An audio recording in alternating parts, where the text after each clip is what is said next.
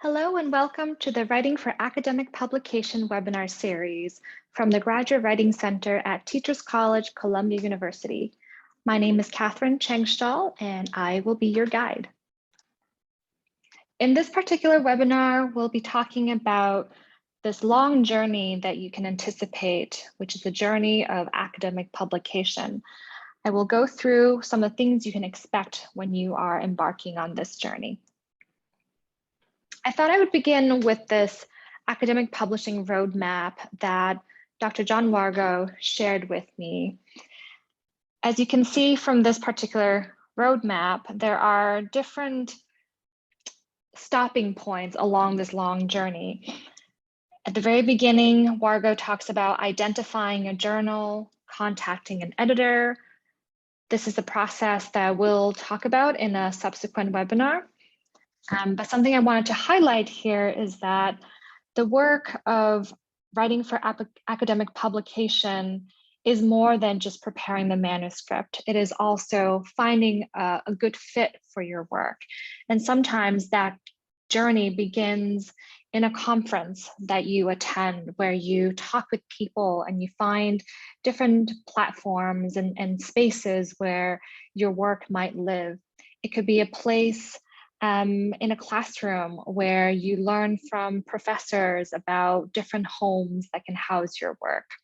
So what I appreciate about this beginning part of the roadmap is just showing that this journey begins way before we even draft our manuscript. It begins as early as us thinking of a topic to explore or an idea that we want to carry out. Wargo then goes on to cover the stage of drafting a cover letter, which is something that accompanies the manuscript. And so that's another piece of writing that you have to prepare for beyond just the writing of your project, of your study. Wargo talks about this strategy that he uses called writing for numbers or writing by numbers. And this is one that I'll be going over in another webinar. Something to pay attention to here is that this process of preparing your initial submission can vary in terms of time. Some people take much shorter, like a couple of months. Sometimes it can be a year or two in development. I think the important thing is to realize that this is not a race of any sort, but your own personal journey. But on average, I would say that this process of beginning to put thoughts onto the page to when you submit your manuscript, in general, will take somewhere between 4 to 6 months. After you submit, there comes the next couple of stages, including receiving some kind of outcome and building in time to react to it. Wargo talks about composing a plan of action based on the results that you get. And of course, if there's an opportunity to revise, then that is often the next stage. And part of that revising involves returning responses that address feedback you get from your reviewers. So this is one view of this kind of journey into academic publishing. This is another view that I think is a helpful counterpart to the roadmap you just saw. Whereas the roadmap is more author-centered, this one gives you a glimpse of what happens behind the scenes, if you will, in terms of the editorial process and the peer review process. This was not the best visual I was able to find, but one that I think is nonetheless helpful. So after you submit your manuscript for consideration, and let's just say this is to a journal, some kind of journal administrator will receive your manuscript. Often you will get a notification. Then that manuscript will get passed on to certain staff members who will screen it for various things, prepare the document. It goes then to one or more editors of the journal. This is usually the stage where something called desk reject happens. It's a phrase that sometimes gets used. Maybe it's used less frequently now because desk reject. Sometimes it doesn't sound very nice, but essentially what happens here is that an editor will decide whether this manuscript should move on in the editorial process, meaning that they will send the manuscript out for peer review, or they might decide this is not a good fit for the journal and will return the manuscript to the author, which would be called a desk reject, because the idea is that it gets rejected at the desk. If your manuscript passes the editor screening, then for most academic journals, peer reviewers will then be assigned to engage with your work and to provide feedback, often anonymous feedback on your work. All of this feedback will be assembled in the form of a letter from the editor or editors to you, and that letter will contain sort of the outcome of your manuscript. So, and then of course, you might go through some review process again in terms of your own reviewing your manuscript and revising it, and finally publication happens. Here's another way of thinking about academic publishing, which is to think about it in different phases. And I think this is helpful from the writer's perspective. And so I wanted to share this framework, which is from Dr. Felicia Menza, from her book from 2020. She talks about these different phases, beginning with an early writing phase and ending with a resubmission phase. I added another phase that is not talked about in her book called the production phase. It's, I think, still a pretty important phase, and therefore I've included it. Here is Dr. Menza's phase framework mapped onto an actual process. I've taken screenshots of this dashboard that I use to monitor the status of my manuscript. So I just wanted to quickly talk through this so you have a sense of what one journey might look like. So I started one of my writing projects early in the year, sometime in January, and it took me about 6 months before I was ready to submit this manuscript. So during those 6 months, I carried out an empirical study, collected data, analyzed data. I did so collaboratively, and I find that collaborative writing can be really helpful, especially as you're getting started. So this early writing phase took for us about 6 months, and there were many, many drafts involved there. The submission phase didn't take very long. I uploaded the manuscript, filled out the forms, and then was the waiting game. So the waiting phase for me took about 2 months, which again can be on the shorter end for some journals or be even on the longer end for other journals. So that's something to look into when you're submitting, is what's the time frame that you're looking at. And this might be helpful when it comes to you deciding where to send your piece. After that was the revising phase. we were fortunate to get a revise and resubmit outcome. And so we very quickly prepared our revisions. I think we only spent 2 weeks on them.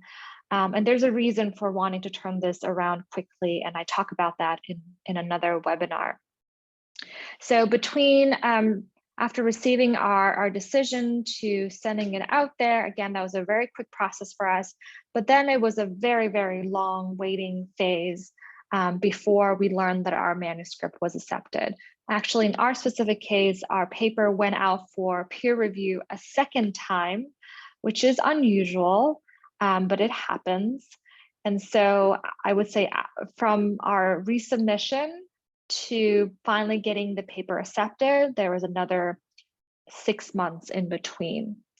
So in total, this whole process took probably a year, which I think is fairly typical, but again, it varies. Some people, the process can be a couple of months. For others, it can be 2 to 3 years, and time really doesn't matter. The idea is that you find a good home that you feel like is a good fit for the type of project that you are carrying out. So something that I alluded to earlier is this idea of co-authoring. So if academic publishing is a new concept for you, it might be valuable for you to consider co-authoring. There's so much that you can learn from writing together with someone else, whether it's a professor, an advisor, a colleague, or someone else. Not only will you get the support, the emotional support, the practical support, but you gain a lot of experience in terms of just the nuts and bolts of this process. It's a very different process of writing from writing for courses or reflective writing. So there's a lot to learn beyond the actual writing itself, and having someone else to navigate the process with you can be invaluable. If you're not sure where to start with co-authoring, it can be helpful to find people through academic conferences. There might be someone who is working on something very similar to you, or someone that you just have chemistry with, someone who is also writing in a way that resonates with you. There are many ways to find collaborative writers. And so whatever way makes sense for you, this can be something that's worth pursuing. So I wanted to go back to Dr. Menza's framework of these different writing phases and just provide a little bit more information. Keep in mind that this is just one framework. There are other ways of thinking about this long journey of academic publication, but I find this to be student-friendly. So in this early writing phase, as you can tell from the name, there's a whole lot of writing, and it's early writing. So what that means is you are drafting your manuscript, and how you draft your manuscript will be informed by the audience that you're trying to reach and the target journal or the home that you hope will house your work. So how you prepare your manuscript, how you format your manuscript, what you highlight in your manuscript, all of that will be partly influenced by, again, where you hope to submit your work. So it's helpful in your early writing phase to be malleable, to be adaptable, to not be too fixed in how you approach the writing itself. The ideas might be fixed, but depending on the target that you're hoping to hit, you might have to shift a little bit and restructure the manuscript itself. So this is also the phase where you are learning about possible homes. In this webinar, I focus more on journals, especially journals that are peer-reviewed. And so this is the stage where you are also just learning about what's out there. What are the different types of journals for your discipline? What do those journals publish? What types of work? And so you'll be doing some homework in terms of just discovering what journals can be a good fit. And fit is something that we'll talk more about in another webinar. As part of finding a good fit involves just knowing what the guidelines are. And the guidelines are also really important when it comes to preparing your manuscript so that you're not wasting too much time. So the journal guidelines might cover what type of citation style to use, how many figures you're allowed, what is the word limit, which is a really big consideration. Some journals give you more space, not only just space for words, but also space in terms of the types of writing, having more multimedia or multimodal forms of composing. So these are things to consider. The guidelines might also give you an idea of how to structure a paper in terms of what are the different sections that you need to include and the terminology that you'll be using for those sections. So the journal guidelines is a place to definitely spend some time in, because all of that will shape how you prepare your manuscript. Dr. Felicia Menza, in her book, which I've referenced earlier, talks about the benefits of studying other people's manuscripts in order to prepare one's own. And so I've included a quote from her book that talks about how you can study others' manuscript. So she writes, studying their style, and what types of research people are doing, but also seeing how people are writing, how they're structuring arguments. She started noticing patterns in how articles are written and how those articles are different from maybe different other types of writing products. And so by looking at other people's manuscripts and kind of learning the template, she was able to have a roadmap to help guide how she can write her own projects in a more purposeful manner.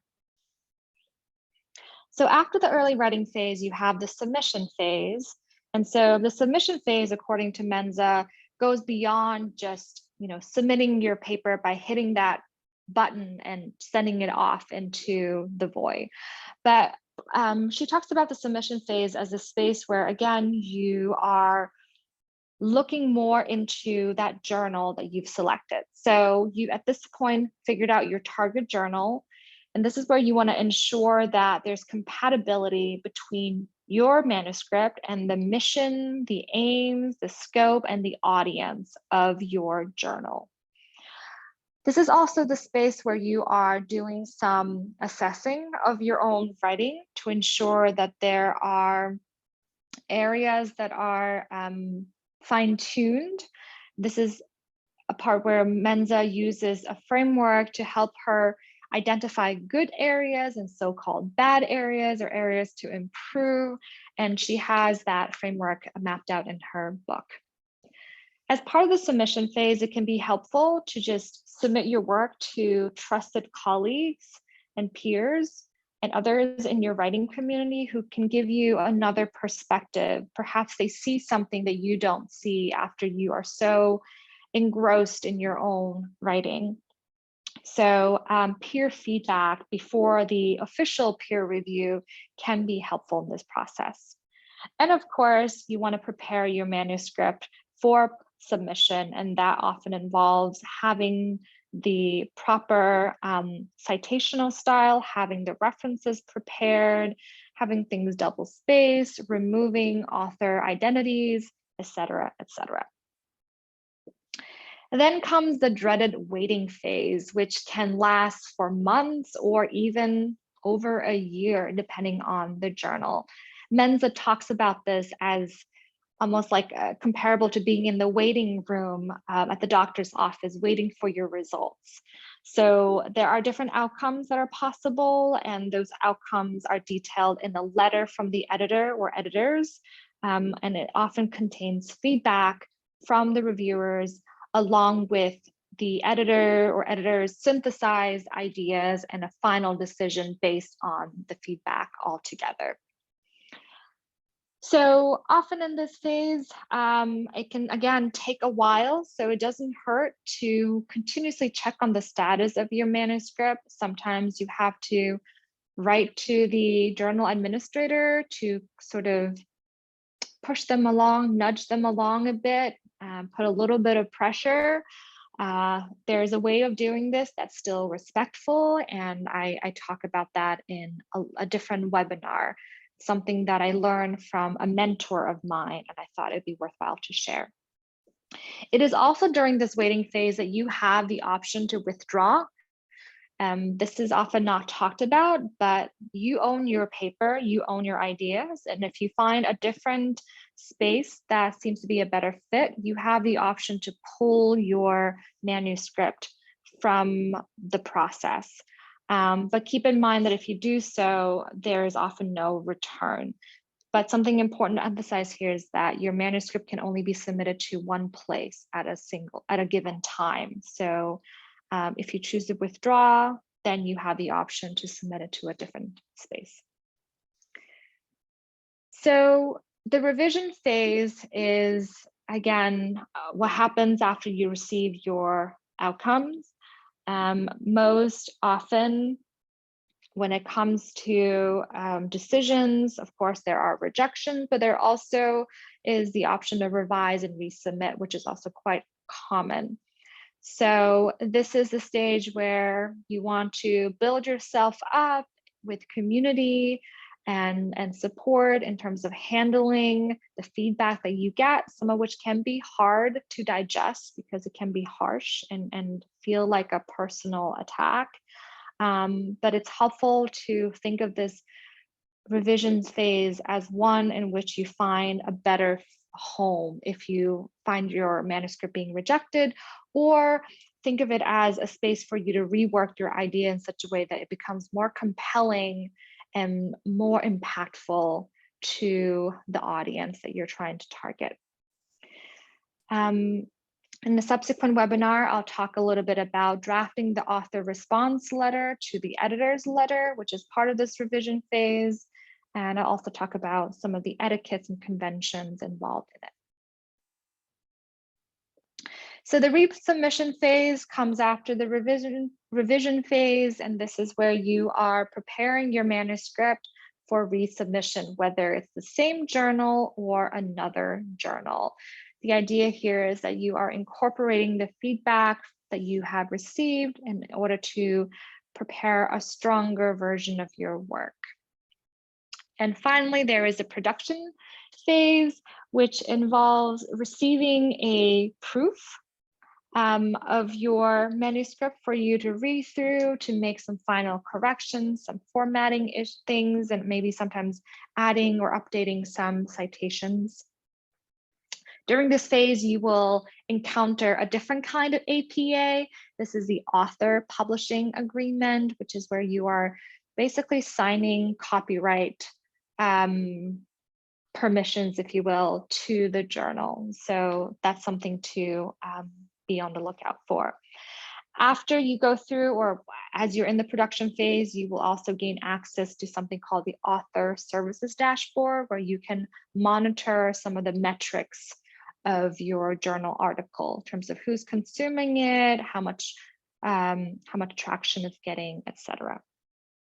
Yeah, so those are the different phases of the academic publishing process. I hope that this roadmap, this framework, this overview gives you a more grounded sense of what to expect when you go on this journey of writing for publication. Thanks so much for joining me.